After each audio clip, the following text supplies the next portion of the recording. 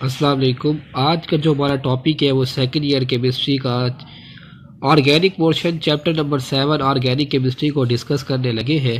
तो वीडियो शुरू करने से पहले एक छोटी सी रिक्वेस्ट है कि अगर आपने अभी तक मेरे यूट्यूब चैनल को सब्सक्राइब नहीं किया तो कर दें, ताकि डेली बेसिस पे आपको स्टडी लेक्चर्स और इन्फॉर्मेटिव वीडियोज़ जो है वो मिलती रहे। सेकेंड ईयर केमिस्ट्री में जो ऑर्गेनिक का पोर्शन स्टार्ट होता है वो चैप्टर नंबर 7 से स्टार्ट होता है। तो हम इसी से स्टार्ट लेते हैं। इंट्रोडक्शन क्या है कि 200 साल पहले ये कहा जाता था या ये यकीन किया जाता था कि जो ऑर्गेनिक कंपाउंड्स हैं ये कहाँ से उखस किए जाते हैं, इनऑर्गेनिक कंपाउंड से, क्योंकि इनके ओरिजिन और प्रिंसिपल की बुनियाद पे। ठीक है, आगे चल के एक थ्योरी पेश की है जिसको कहते हैं वाइटल फोर्स थ्योरी। ठीक है, एक इंपॉर्टेंट शॉर्ट क्वेश्चन भी पेपर्स में आता है जिसको मैंने अलग से हाईलाइट कर दिया है। What is vital force theory, who reject it. What is vital force theory, who reject the vital force theory. तो ये इंपॉर्टेंट शॉर्ट क्वेश्चन है, 2 नंबर का अक्सर एग्जाम में आ जाता है। तो इसके आंसर क्या है, organic compound could be manufacture only by and within the living thing and this compound could never be synthesized from inorganic material. Vital force theory थी वो ये कहती थी कि ऑर्गेनिक कंपाउंड जो है ये मैन्युफैक्चर यानी तैयार किए जाते हैं लिविंग थिंग्स से। ठीक है, ये ऑर्गेनिक कंपाउंड्स हैं लिविंग थिंग्स से, ऑर्गेनिक कंपाउंड लिविंग थिंग्स से तैयार किए जाते हैं और ये कंपाउंड कभी भी इनऑर्गेनिक मटेरियल से तैयार नहीं किए जाते। तो इसी चीज़ को उन्होंने नाम दिया वाइटल फोर्स थ्योरी। अब इसको रिजेक्ट जिसने किया था वो एक साइंसदान था जिसका नाम था फ्रेडरिक वोलर। इसने क्या किया था, इसने यूरिया को व्हेन ही ऑब्टेन्ड यूरिया का बेसिकली फार्मूला होता है NH4CNO। उन्होंने इसको अलग करके बुक में दिखाया हुआ है, NH2 यानी उसको भी अलग किया हुआ है और H को भी अलग किया हुआ है।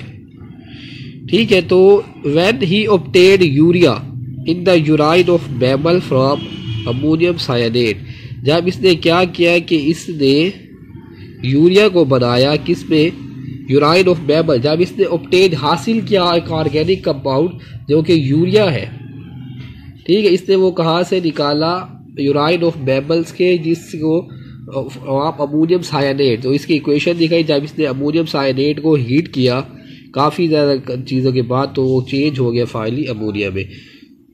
अब तो इसी बात को मद्देनजर रखते ये अमोनियम साइनेट हीट होने के बाद चेंज हो गया यूरिया में। तो अगर ये शॉर्ट क्वेश्चन आ जाए तो आपने क्या लिखना है, पहले वाइटल फोर्स की डेफिनेशन लिखनी है कि ऑर्गेनिक कंपाउंड है ये लिविंग थिंग्स के अंदर बनते हैं और ये कंपाउंड इनऑर्गेनिक से नहीं बनते। इसको रिजेक्ट किसने किया, फ्रेडरिक वोलर ने। और कैसे रिजेक्ट किया, उसने जब अमोनिया को तैयार किया from the urine of mammal से।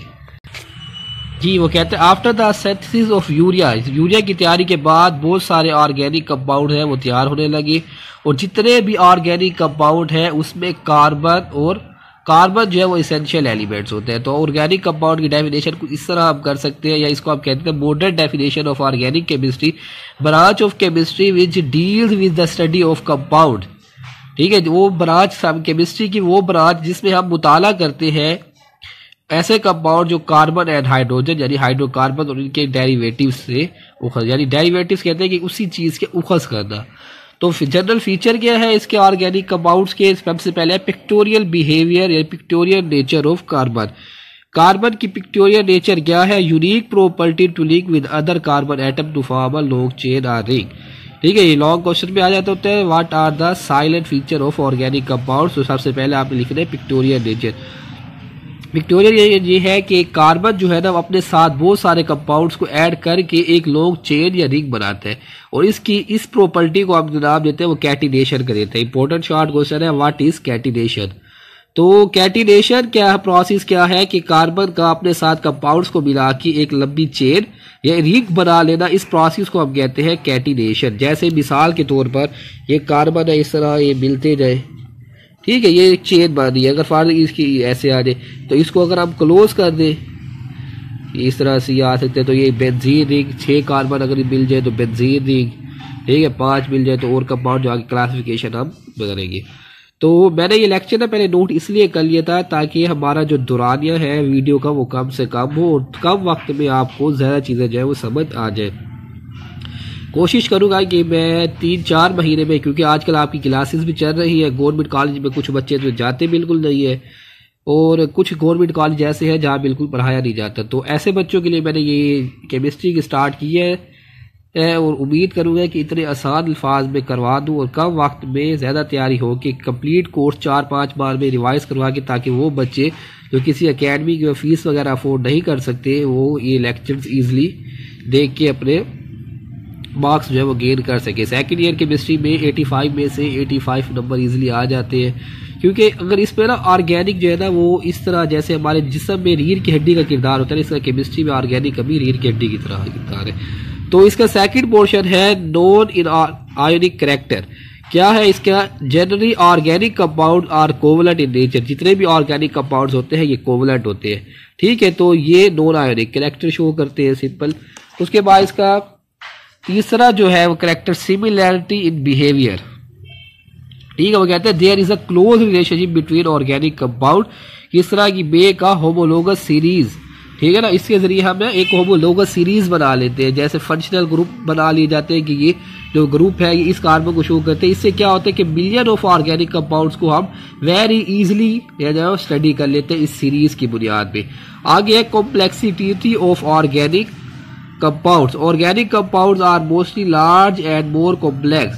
ऑर्गेनिक कंपाउंड्स है ये बहुत ज्यादा लार्ज होते हैं और कॉम्प्लेक्स होते हैं। जैसे मिसाल के तौर पर स्टार्च जो है C6H10O5 ब्रैकेट N शो करते हैं नंबर ऑफ मोल्स, यानी 1, इट में बी 1, 2, 3 एंड सो ऑन, ठीक है। आगे है आइसोमरिज्म। आइसोमरिज्म क्या है? ये शॉर्ट क्वेश्चन में आ जाता है, व्हाट इज आइसोमरिज्म। आइसोमरिज्म आप उसको कहते हैं जिसका सेम मॉलिक्यूलर फार्मूला होता है but different in structure formula, ठीक है। इस चीज हम कहते हैं, इस प्रोसेस को हम कहते हैं आइसोमर, और this phenomena is called isomerism.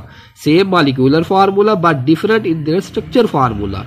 जैसे मिसाल के तौर पर ब्यूटेन को एक मिसाल दी गई जिसका मॉलिक्यूलर फार्मूला है C4H10 है। अगर हम इसका स्ट्रक्चर ड्रा करें तो जब लीनियर करते हैं तो ये इस तरह बनता है N ब्यूटेन, और अगर हम इसकी ब्रांच निकालें तो आइसोब्यूटेन बनता है। इधर देखो आप, जितनी इसमें भी गौर करें तो C4 कार्बन जो 4 है, हाइड्रोजन 10 है, इसमें भी गौर करें कार्बन 4 है और हाइड्रोजन 10 है। तो इस तरह के जो कंपाउंड्स होते हैं जिनका सेम मॉलिक्यूलर फार्मूला होता है बस डिफरेंट स्ट्रक्चर फार्मूला, तो ऐसे कंपाउंड्स को जो है वो हम नाम देते हैं आइसोमरिज्म का। आखिर में आता है सोलुबिलिटी, ठीक है ना। आइसो ऑर्गेनिक कंपाउंड्स है ना ये इनसोलुबल होते हैं इन वाटर। जब ये वाटर में डिसोल्व नहीं होते तो फिर किस चीज में डिसोल्व होते हैं? तो ये डिसोल्व होते हैं ऑर्गेनिक सोलवेंट में, जिसमें बेंजीन, अल्कोहल और ईथर वगैरह, ठीक है। ये था हमारा आज का लेक्चर। उम्मीद है आपको समझ आ गया होगा। अगर समझ ना आए तो आपने कमेंट सेक्शन में पूछना है, अपने दोस्तों के साथ शेयर करें। अगली वीडियो तक के लिए मुझे इजाजत दें। अल्लाह हाफिज।